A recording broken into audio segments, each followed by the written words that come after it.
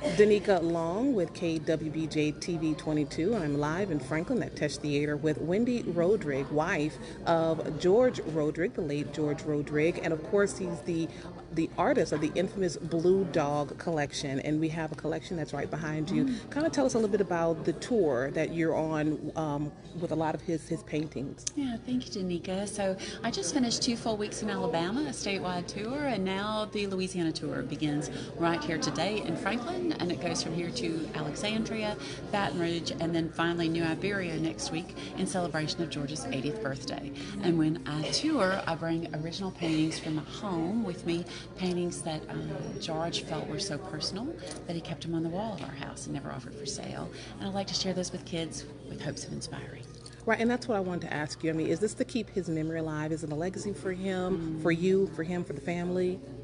I would say as far as keeping his memory alive, that would be the selfish part of that for me, because yeah, it does that for me. But other than that, it's about really more than that, inspiring others. You know, we live in a society, right? We're buried in these devices, or we search for answers on Google, or we do these sorts of things. And George believes strongly in finding the answers, you know, in here, or I would say in here, yeah. And so I hope that the art will encourage others to do that and look inside. And he passed in 2013, but I'm sure you were there from the beginning. Kind of take us along where the Blue Dog and his inspiration and being there alongside him throughout this work that he's dedicated his life to. Yeah, so the Blue Dog grew from his Cajun paintings. Many of your viewers, I'm sure, will be familiar with George's Cajun artworks, which we're talking about on the tour quite a bit also.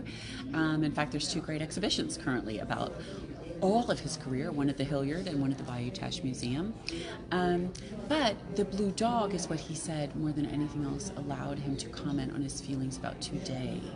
So it has a long history rooted in Cajun folklore, but in personal history, it became something that almost became synonymous with George himself.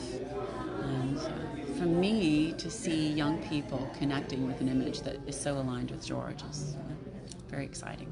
Well, we're actually thankful that you're here in Franklin. You had a house full of students. How was that, being able to discuss his paintings and kind of inspire some kids, you know, here in Franklin? Your students are fabulous. First of all, I work with a lot of kids all over the country, and I had middle schoolers and high schoolers today. You could have heard a pin drop. They were quiet, they were respectful, they asked fabulous questions, they had wonderful observations, and it was as good a crowd as I have ever seen in students, and I was really thrilled, and I hope that some of them pulled away some inspiration from it. Last question, what's your favorite painting?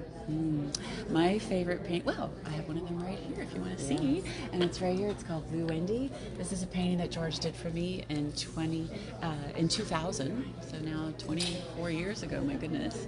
He said it was everything he loved most. So we've got his very famous iconic oak tree, right? We've got a light in the distance, and he called Hope, a light in the dark, because we all need that. We got me, I'm glad I made the cut. We've got the Blue Dog, which is at this time has become George and part of my body. And then our love, so, and most important, imagination, what we will need to go forward. And I forgot to ask this question, but are you too an artist?